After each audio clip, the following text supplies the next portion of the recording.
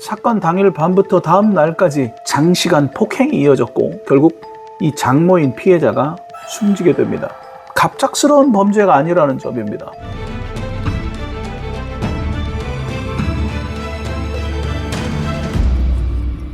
자, 오늘 임병수 탐정이 분석해볼 사건은 최근 실제 뉴스로 보도된 많은 충격을 준 대구 캐리어 시신 사건입니다. 이 사건은 단순 살인이 아니고 가정폭력 환경에서 시작된 갈등이 결국 어떻게 극단적인 범죄로 이어질 수 있는지, 그리고 범행 이후 범인의 심리와 행동이 어떻게 전개되는지를 보여주는 대표적인 사례가 될 것 같습니다. 자, 이번 방송에서는요, 뉴스에 보도된 사건 개요를 바탕으로 범죄 심리를 분석해보고 범행 상황도 분석해보고 그리고 탐정의 시선으로 전반적인 프로파일링을 해보겠습니다. 자, 사건은 대구 신천변에서 시작됩니다. 평소처럼 산책을 하던 한 시민이 물 위에 떠있는 여행용 캐리어 하나를 발견합니다. 처음에는 누군가 버린 짐으로 보지만 가까이 갈수록 악취가 나기 시작했고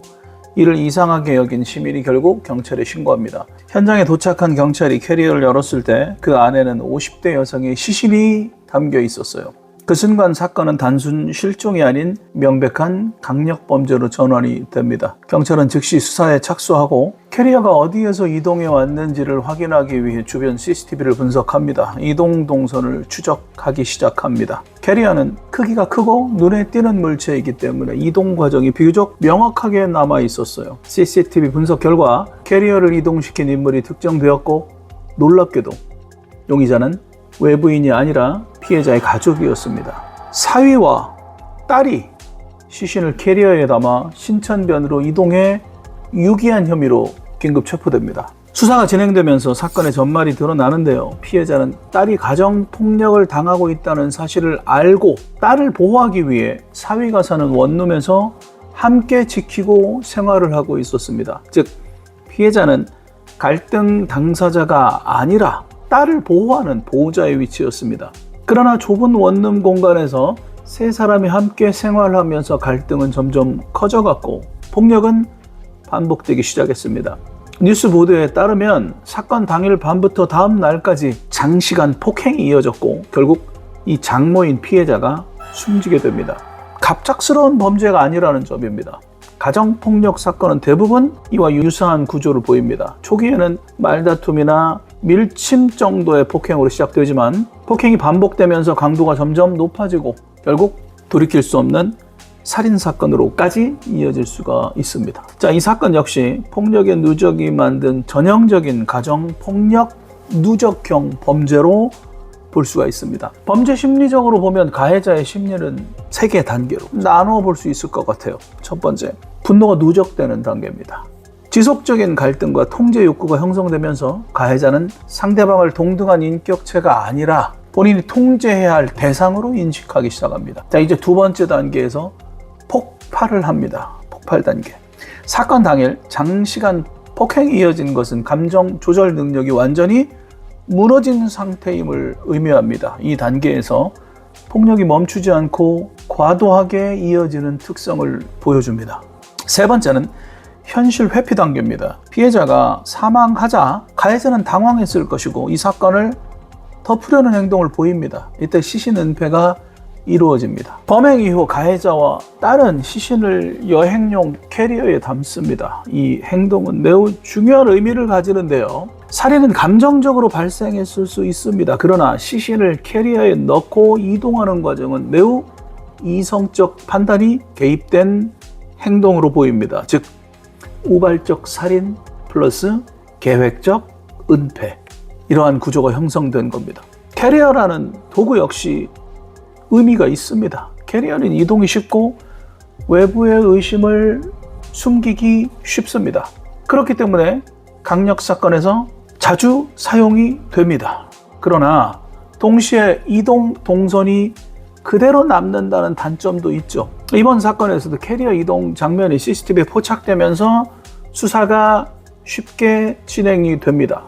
또 하나 주목할 부분은 이 공범끼리의 구조인데요. 딸이 시신 유기에 가담한 것으로 조사됩니다. 가족 내부 범죄에서 자주 나타나는 패턴입니다. 범행 직후 충격에서 현실을 부정해버리고 어떻게든 상황을 일단 덮어버리자는 심리가 작동합니다. 하지만 이 순간 사건은 더 무거워집니다. 단순 사고가 아니라 의도적 은폐 범죄로 전환되기 때문입니다. 자기의 친엄마가 자기를 돕기 위해, 자기를 보호하기 위해 같이 거주하고 있는 상황이었음에도 불구하고 어떻게 살인사건의 공범으로 가담할 수 있었는지에 대한 게 의문입니다. 아마도 친정엄마가 본인을 돕기 위해 보호자적 입지에서 함께 생활을 했지만 이 사위에게 본인과 같은 입장이 되는, 피해자가 되는, 컨트롤을 당하는 입장이 돼버리면서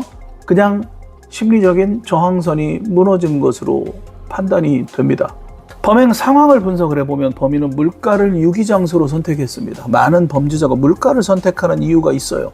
바로 그 증거가 흘러 유실될 수 있을 거라는 기대감 때문입니다. 그러나 실제로는 산책로 이용자와 CCTV가 많아서 발견 가능성이 낮지 않았죠. 자, 이번 사건 역시 시민의 신고로 발견됐습니다. 범인은 이동 경로가 노출되었고 즉시 유기했고 공범 동조라는 세 가지 실수를 했습니다. 이 세 가지는 수사를 빠르게 만든 요소가 되었습니다. 좀 더 깊이 들어가 보면 가해자의 특성은요, 충동적 분노형, 통제 욕구가 강하고 반면에 현실을 회피하는 성향이 있고 범죄 경험은 없고 계획 범죄가 아님 정도로 정리가 됩니다. 현실을 회피한다라는 말 안에는 깊이 있는 사고를 할 수 없는 수준의 지능을 가진 게 아닐까라는 생각도 함께 하게 됩니다. 전형적인 가정폭력 누적형 살인 유형이라고도 볼 수 있고요. 이런 범죄는 외부 침입형 범죄보다 가까운 관계에서 많이 발생합니다. 자, 이 사건이 우리에게 주는 메시지는 매우 명확해요. 강력범죄는 낯선 곳에서 갑자기 발생하지 않는다라는 것입니다. 가장 가까운 관계, 가장 좁은 공간, 반복되는 작은 폭력, 이미 그런 환경에 익숙해져 있을 것입니다. 자, 이러한 것에서 시작이 된다라는 거예요. 살인사건이. 가정폭력은 단순한 집안 문제가 아니라 생명 위협으로부터 이어질 수 있는 위험 신호가 됩니다.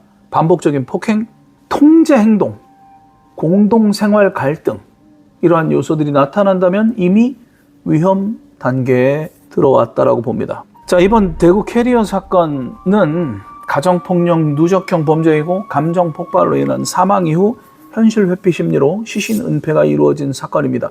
계획된 살인이 아니라 반복된 폭력의 결과입니다. 폭력은 어느 날 갑자기 살인이 되지 않습니다. 그러나 반복되어진다면 이미 살인을 향해 한 걸음 가까워졌다라는 걸 잊지 말아야 할 것 같습니다. 감사합니다. 임병수 탐정이었습니다.